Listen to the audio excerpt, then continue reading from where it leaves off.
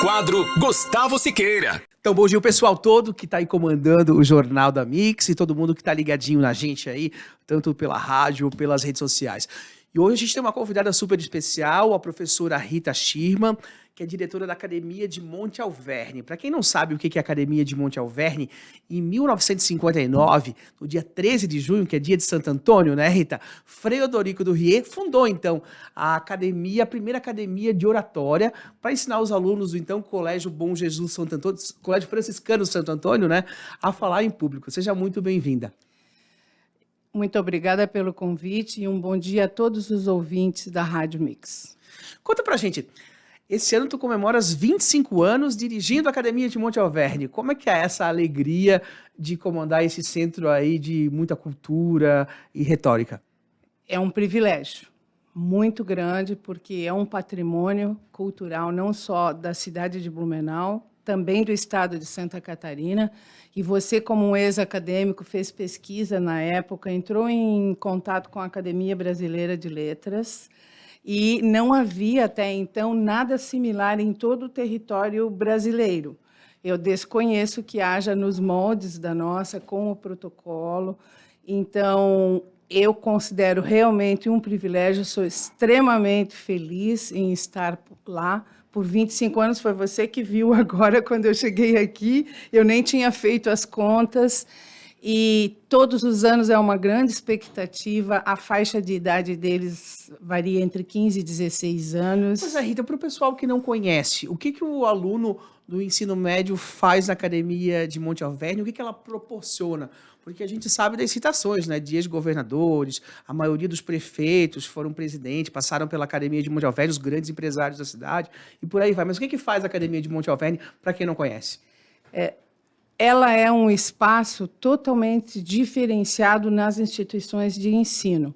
Ela funciona de 15 em 15 dias, os alunos são divididos a partir do momento que entram no segundo ano do ensino médio, passam a ser acadêmicos, pelo menos no espaço do Salão Nobre do colégio.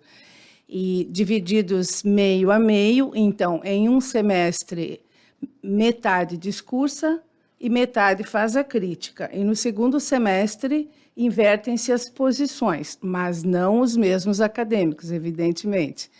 E eles podem fazer um discurso sobre qualquer assunto, evidentemente que o colégio tem uma estrutura religiosa, e nós seguimos os protocolos que Frei Odorico nos legou desde 1959, com algumas mudanças.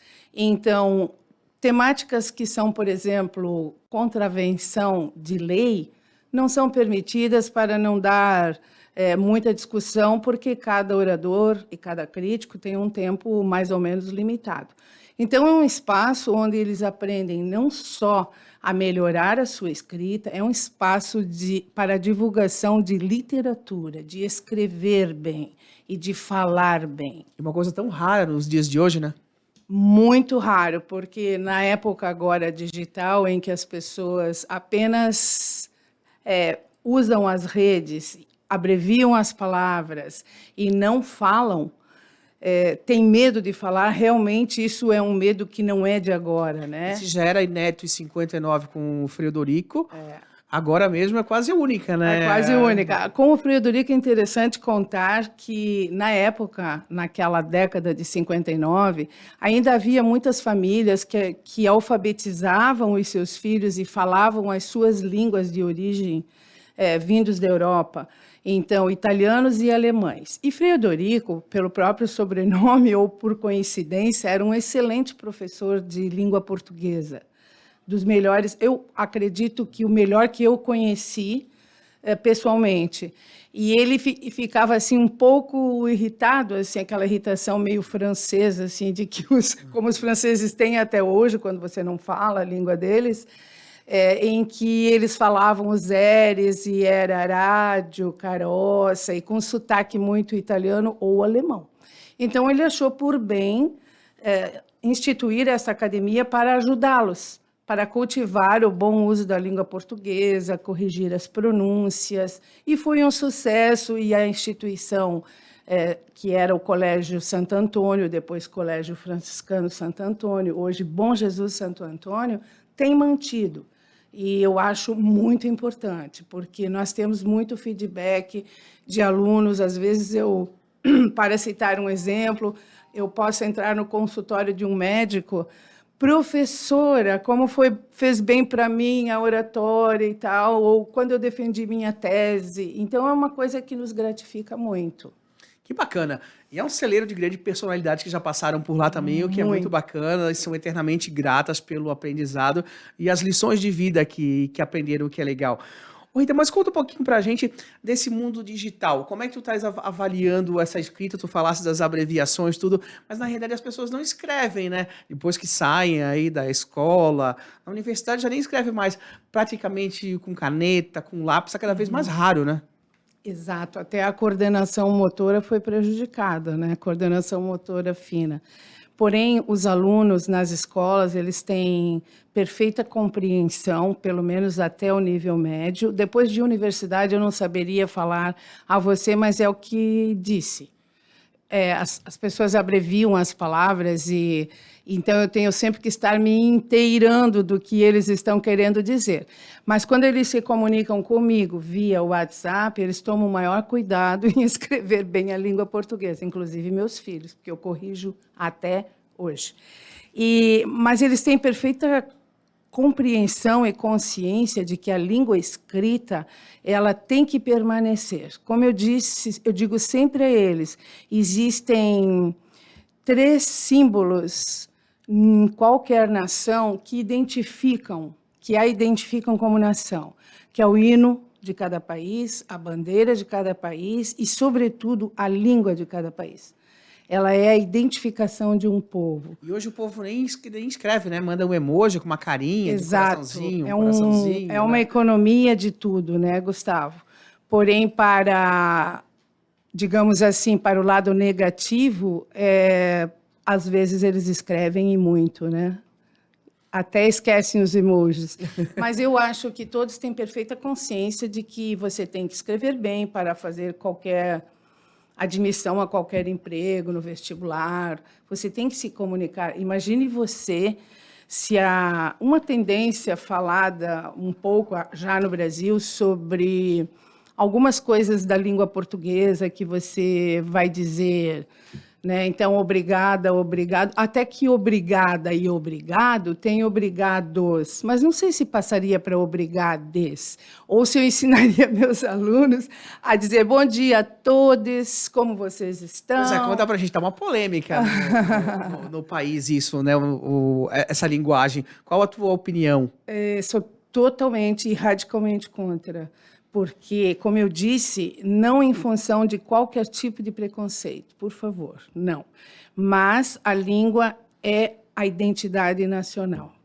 Imagine você, o Brasil, que é um país continente, e que todos deveriam lembrar, eu acho que às vezes as pessoas esquecem, o tamanho do nosso país, e nós conseguimos permanecer com a unidade da língua portuguesa, de leste a oeste, de norte a sul. É evidente que existem os regionalismos, mas todos se compreendem, todos usam a mesma língua. Então, o Brasil é realmente um sucesso em relação a isso. Não há briga, não há, porque eu sou do sul, eu falo assim, não. Então, um país dessa dimensão, manter a língua portuguesa como nós herdamos dos portugueses, é algo riquíssimo. Com certeza, com certeza. E falar em público também é muito importante, está cada vez mais difícil, como a gente comentou desde o começo. Que conselho que tu dá para as pessoas que só falam hoje através dos stories do Instagram, daí tem a desenvoltura, falam bem, se arrumam todos bonitos, e para se apresentar em público, para fazer uma entrevista de emprego, não consegue nem abrir a boca, fica com vergonha. É difícil isso, né? É muito difícil, as escolas têm que observar isso desde a educação infantil, tá? E realmente treiná-los. O novo ensino médio, nós já temos essa academia estabilizada, porém, as escolas de São Paulo e escolas de renome estão agora começando a implantar a disciplina de oratória. De oratória, bacana, que está voltando. Eu acho que a oratória tem que estar dentro da escola, não no curso pago fora da escola. Então, Blumenau sempre teve, a Escola Barão do Rio Branco tem um grêmio de oratória, a ETEV tem também um espaço de oratória, as escolas municipais, Sagrada Família também trabalham um pouco, e as escolas municipais eu sei que fazem também. E eu estive recentemente em Gaspar, que é espetacular o plano de educação do governo de Gaspar, um pessoal jovem e muito interessado em cultura, e fiz algumas palestras aos professores, eles têm um concurso de oratória de um nível bastante alto, e eu fui contar um pouquinho da academia de oratória, do que nós treinamos os alunos, a então, não nem tudo falar está perdido, está errado. evoluindo. Não, eu acho que está evoluindo, e as pessoas têm que... E nós, em função da pandemia, eu comecei a atender os alunos via online, né? Por causa da epidemia. O que ficou para mim dessa lição e mantivemos? A primeira correção do discurso deles, porque eles fazem o discurso, enviam a mim o rascunho. Então, a primeira correção é feita online. E ali eu já dou algumas instruções de como você também tem que se comportar diante desse instrumento. Ou seja, a postura, obviamente que a gesticulação fica um pouco limitada, mas a postura atrás é importantíssimo quando você fala ali no instrumento, que eu falo, né? Nesse instrumento. Tudo requer uma técnica, né? Estar limpo. Clean, limpo, não há nada que distrai quem está ouvindo. Você vai fazer uma entrevista de emprego, digamos assim, e você está no quarto, na sala, bem à vontade, com N quadros, ou no quarto, principalmente de adolescentes, que foi muito bom isso, porque eu entrei em todos os quartos de adolescentes durante a pandemia, e eu brincava muito com eles, né? Da idade, armário aberto, caindo ali, caindo aqui. As bagunças todas. As bagunças. Rita, eu tenho que encerrar agora para voltar ao vivo para o pessoal, mas quero já fazer um convite para vir novamente aqui na Mix. O Pancho participou da Monte Alverne, né? O jornalista que está aí na bancada da PAN. Pancho, conta só para a gente qual é a tua experiência na Monte Alverne. E eu queria que o Pereira e o Estevão falassem para a gente, né, dessa linguagem aí do todos, se eles são contra ou a favor. Obrigado novamente, Rita.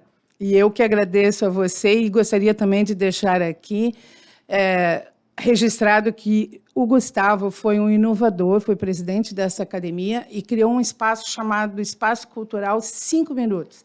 E dali para frente nós começamos a utilizar vários espaços de música, de teatro, de tudo que vocês possam imaginar, pequenos esquetes de teatro. Então, lá tem até hoje, né? Faz 26 anos. As sessões ficam muito atraentes, porque todos querem ver. Posso deixar uma frase dos antigos gregos? Pode. Depois a gente passa para o jornal ao vivo. Para todos os que estão nos ouvindo, os antigos gregos diziam: fala-me para que eu te veja.